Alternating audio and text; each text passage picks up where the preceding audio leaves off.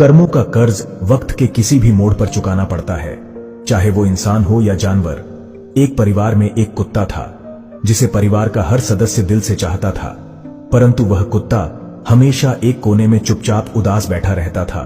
कोई समझ नहीं पाता कि उसे क्या परेशानी है। एक दिन घर में एक दूर का रिश्तेदार अचानक आया। जैसे ही वह घर में दाखिल हुआ, वह कुत्ता पहली बार तेजी से दौड़ा और उस व्यक्ति के पास जाकर पूंछ हिलाने लगा, मानो उसे बरसों से जानता हो। परिवार के सभी लोग हैरान थे, आखिर यह बदलाव क्यों? रात में उस रिश्तेदार ने एक विचित्र सपना देखा।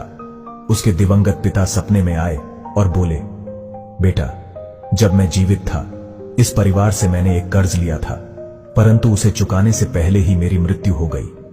मेरी आत्मा उस कर्ज से मुक्त नहीं हो सकी और अब मैं इस परिवार का कुत्ता बनकर अपने कर्मों का हिसाब चुकाने के लिए वर्षों से यहां हूं। बेटा, उस कर्ज को चुका दो ताकि मेरी आत्मा को शांति मिल सके।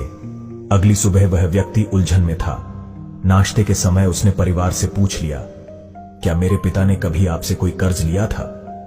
परिवार के मुखिया ने गंभीरता से सिर हिलाते हुए कहा, हां, पर उनकी मृत्यु के बाद हमने इसे माफ कर दिया था। यह सुनकर व्यक्ति स्तब्ध रह गया। सपने की सच्चाई अब स्पष्ट हो चुकी थी। उसने तुरंत उस कर्ज को चुका दिया। कर्ज के चुकते ही कुछ ऐसा हुआ जिसने सबको चौंका दिया। वह कुत्ता उसी दिन मृत्यु को प्राप्त हो गया।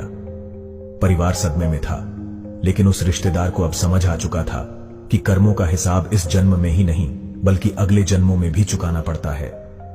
कहानी की सीख, कर्म का लेखा जोखा हर हाल में पूरा होता है, इसलिए हमें हर कर्म को सच्चाई, ईमानदारी और निस्वार्थ भाव से करना चाहिए ताकि आत्मा को शांति और मुक्ति प्राप्त हो सके।